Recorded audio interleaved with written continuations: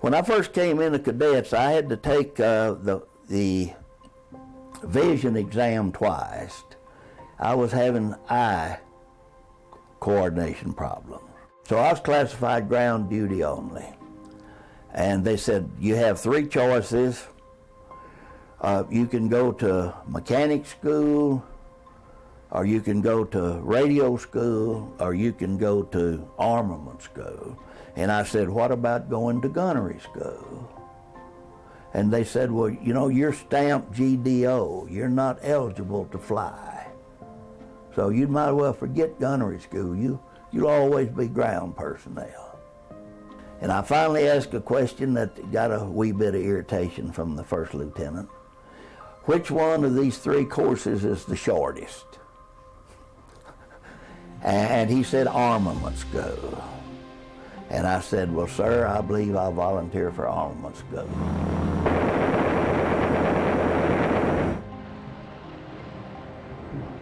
So we were getting ready to graduate, and they came through and they said, would you like to volunteer for gunnery?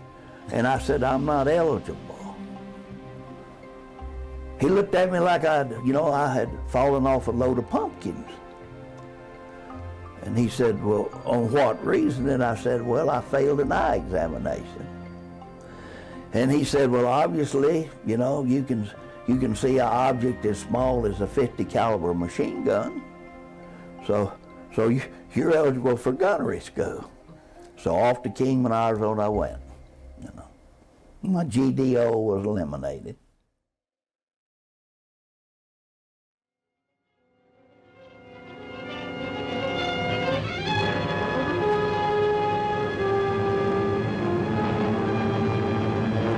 In my family back home, my mother didn't believe in guns, so I had never shot a gun.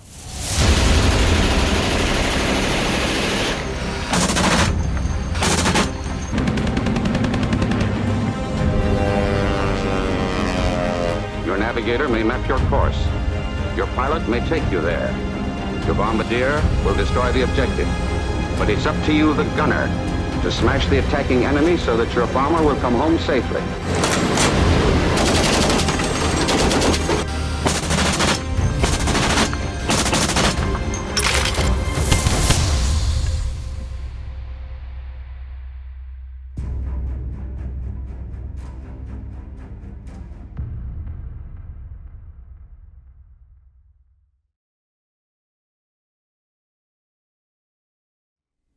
I know it started off in a room. They handed us a 50 caliber machine gun covered with cosmoline. Ugh. They said, now clean it, and we did. You'll spend a few evenings cleaning and adjusting the guns that other classes fired during the day until you know a machine gun better than its mother does. Well, we learned how to take a machine gun, a 50 caliber machine gun, and actually take them apart, put them together. That's all we did, take them apart, put them together. Blindfolded, take them apart, put them together. They said if you get into combat and have to work on your gun, there'll be times when you can't see what you're gonna do. So you're gonna have to feel with your hands. And they wanted you to know what every part felt like, and when we left there, we did know. You will have a chance to get used to different kinds of turrets mounted on test stands. You will move the guns as if you were tracking an enemy fighter. Nothing soft about that, Belly. That's what makes a fortress a fortress. Did the gunnery school include training with like shotguns and things? It started with BB guns, 22s, shotguns, 30 calibers and 50 calibers. By this time, you will be ready to start firing guns at moving targets. First, with a BB machine gun at an indoor range, you will begin to learn how to aim ahead of your target if you want to hit it. Then, outdoors on the skeet range, with 12-gauge shotguns, tracking and leading the target will become instinctive. Your first experience firing a machine gun will be on the malfunction range. Something will at once go wrong with your gun. You will be expected to figure out what is wrong each time your gun jams or stops firing. Well, they had, out on the desert, they had targets, and they had 30 caliber machine guns, and they were on mounts.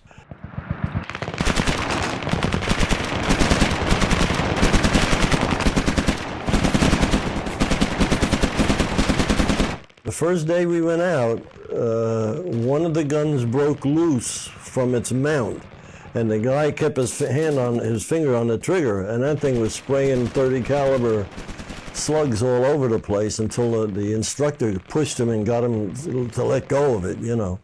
And then finally they get you down to shooting a machine gun, which was mounted, but out in front of you was a circular track with a rail car on it that run automatically, and they had a target on there. And as that come around, why, you'd shoot at it.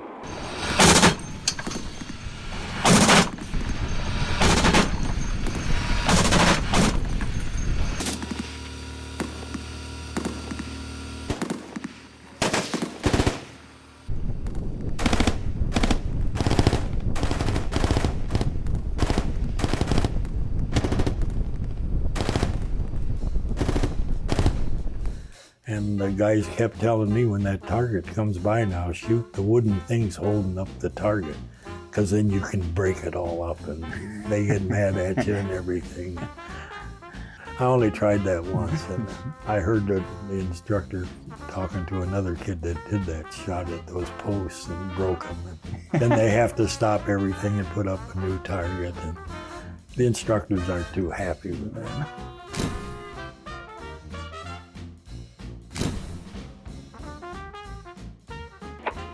Hey, fellas, hurry up. It's 9 o'clock. We're due out on the range for night firing.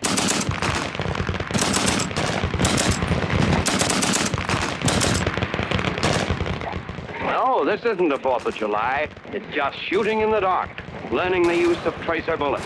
And in case you didn't know, the object of tracer bullets is to give the gunner an idea of his accuracy and lead. Those gunners will tell you that this is fascinating stuff. Those bullets, by the way, are chemically treated so that they light up, giving the gunner a perfect preview of where his live bullets are going.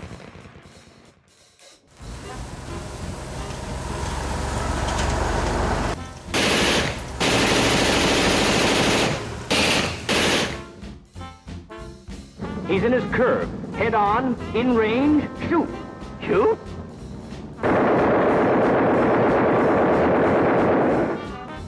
You know why you missed? You didn't allow for the forward motion of the bomber being imparted to the bullet. Oh, yeah. What was that? We would go around the course, standing up in a pickup truck with shotguns and shooting a skeet shooting.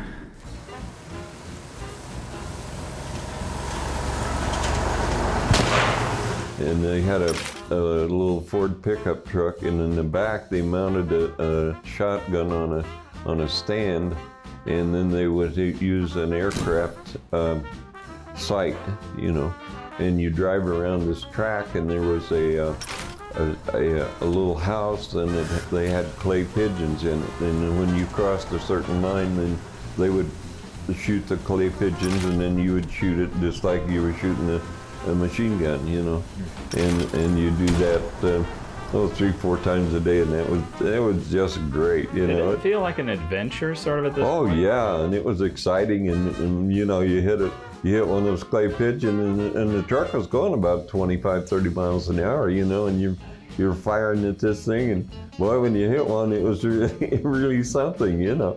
And you got pretty good at it, surprisingly.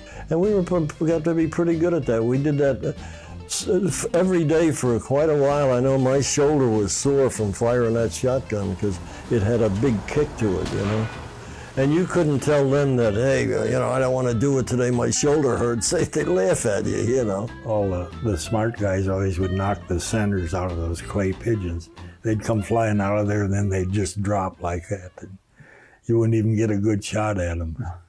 Everybody thought it was funny, though. At a United States Army school in Flexible Gunnery, sharpshooters learn to use aerial machine guns, training their fire upon small discs hurled by a machine into the air. From the gun turret of a model bomber, they shoot from every position.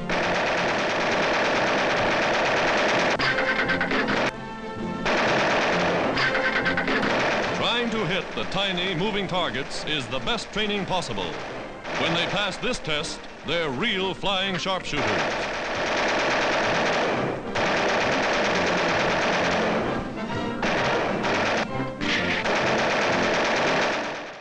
One of the most memorable thing is there that Clark Gable happened to be there as going to gunnery school. You go. Where shall I go? What shall I do? Frankly, my dear, I don't give a damn.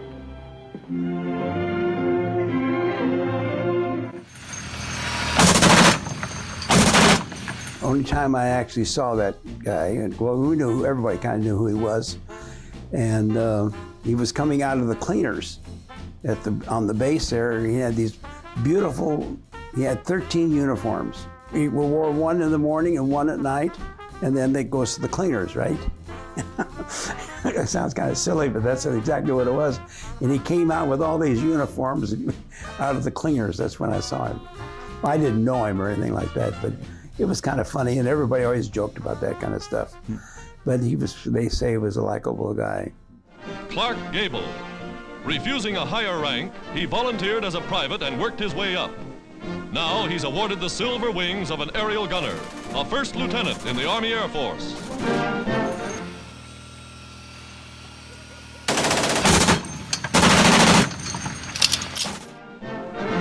Clark Gable, movie star.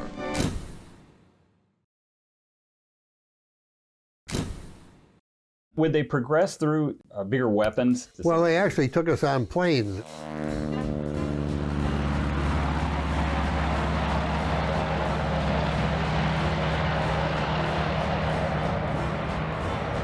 Now you're ready for your first flight.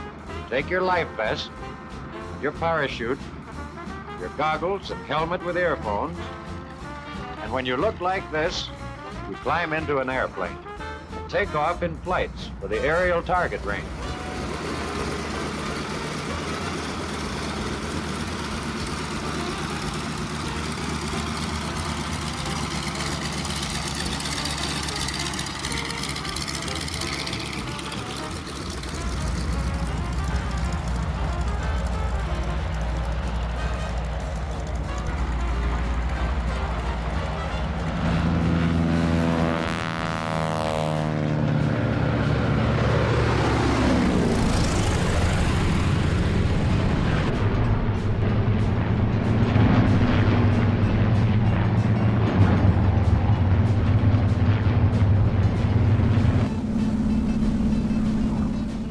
On the range, you will fire at a target towed by another aircraft.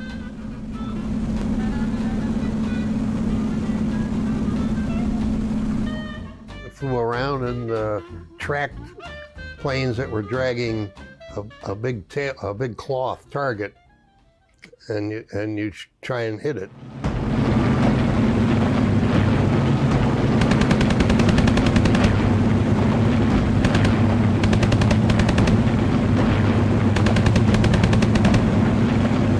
Unfortunately for me, the first burst I fired hit the cable on the target, and I shot the target down.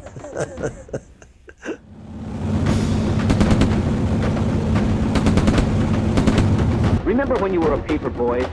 If you tossed the paper directly towards the fort you went sailing by and lit next door, the same thing happens when you shoot from a moving plane.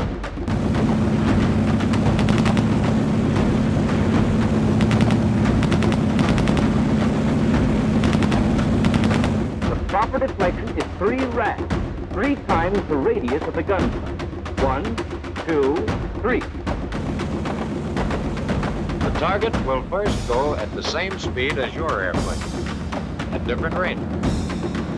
Then your airplane will go faster than the target, and then slower. You will cross below the target and then above it to test your judgment of lead, range, and speed.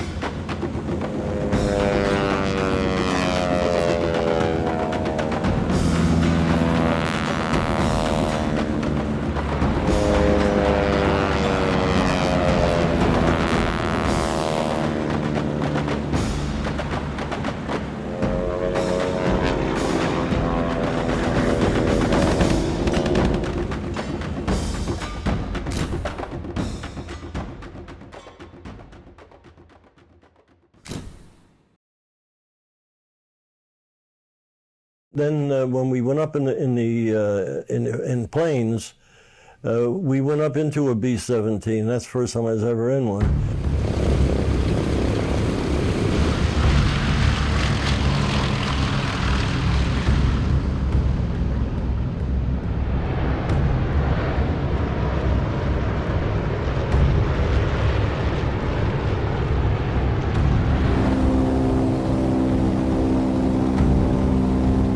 They'd fly us out over the desert and we'd shoot at an old abandoned house or anything.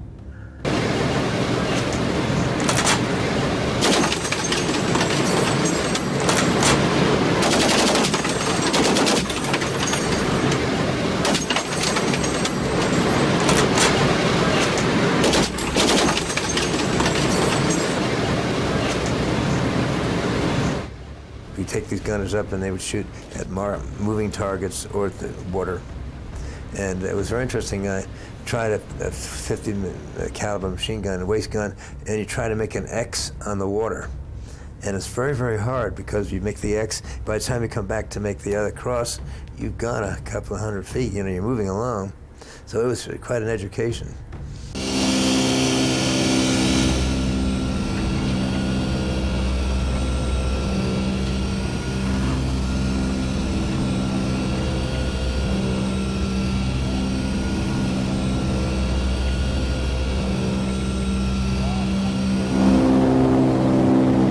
That was piloting the plane, he'd always get on and he'd say to you, all right, get up there and fire those guns and get it back. I got a date tonight, he'd say, you know.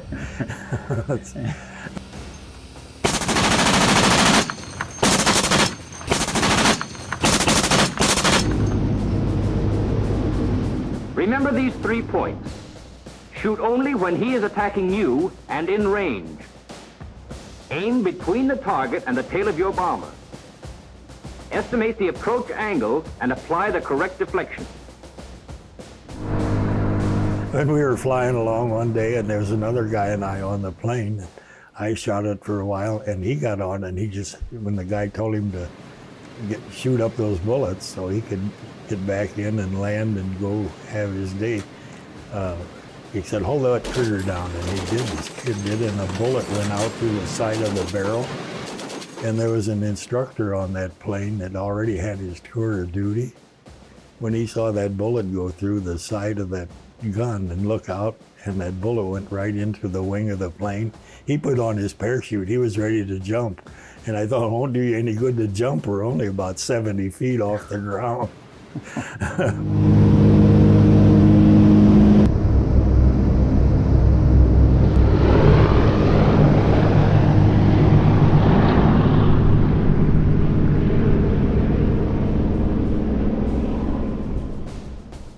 Okay, I got it. Give me a plane. Give me a plane. First, I gotta identify him. He's enemy, all right. Looks like the same guy. Yeah, maybe I'll get him this time. Now he's coming in. Gotta line him up. Check the range. Estimate approach angle. Towards my tail. 90 degrees. You're getting 3 rads over here. Down here. Start shooting. Check about a rad and a half. So I'm gonna keep the rhythm. Look, Trigger. Look at the plane. It works. Well, I'll be a sad sack of rads.